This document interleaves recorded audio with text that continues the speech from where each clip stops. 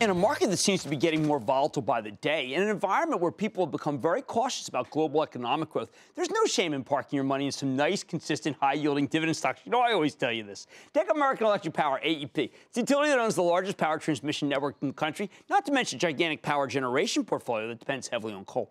AEP gets 95% of its earnings from regulated utility operations, which means this is about as consistent and dependable as it gets, especially with the company recently getting permission to raise rates in Michigan, Indiana, Virginia, and Ohio.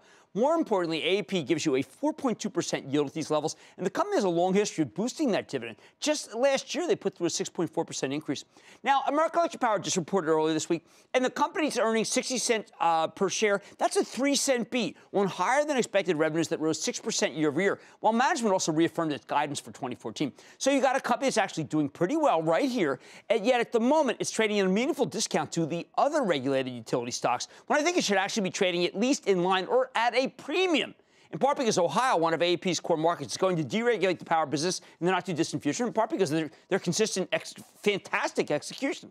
That's why I want to check in with Nick Akins. He's the chairman, president, and CEO of American Electric Power. Find out more about the quarter and where the company's headed. Mr. Akins, welcome back to Mad Money. Hi, Jim. Great to be back with you.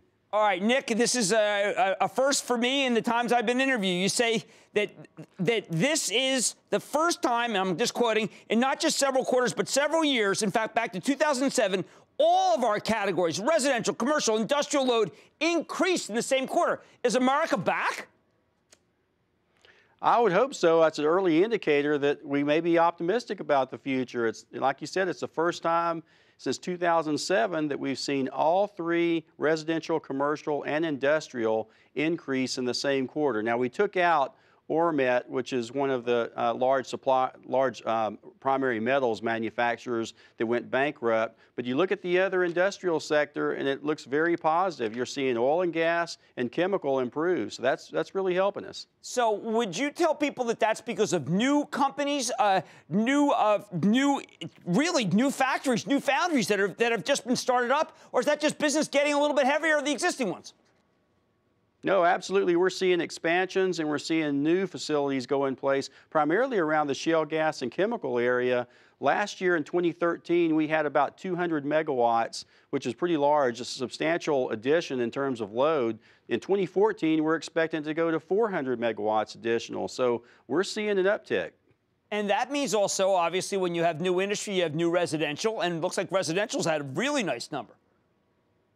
That's right. Residential is doing very well. Commercial is pretty flat at this point, but the more industrials that go into play, certainly it has an add-on benefit in terms of commercial and residential, and that's a big benefit for us. Okay, now also, I know that you had really cold weather in some of your areas, and it's not clear to me, and I want to explain to our viewers what cold weather necessarily means for your profits. Cold weather essentially will have a dramatic impact on us because obviously the meters keep turning in cold weather and in hot weather as well. So the extreme weather conditions produce certainly higher revenues associated with our product. And when you have a quarter like we had, where it was colder than anticipated, you wind up having higher returns associated with it. So, and we're going into the new year in that perspective as well. Now, you've got a bunch of rate cases, you always have, in front of states. The president was speaking earlier this week, and he's talking about income inequality. Have you seen a populist trend where the regulators are saying, hey, listen, you know what, the fat cats have made too much money. It's time to be able to make it so that the ratepayers do better?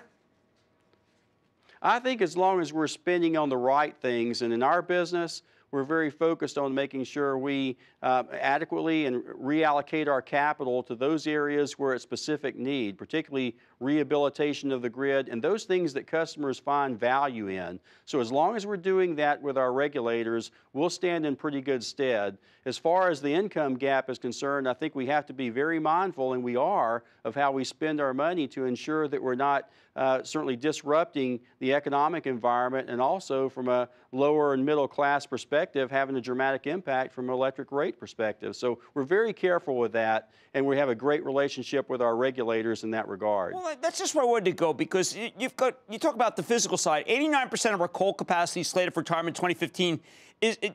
That means to me that the ratepayers, no matter what the regulators may want, the ratepayers are going to have to pay more.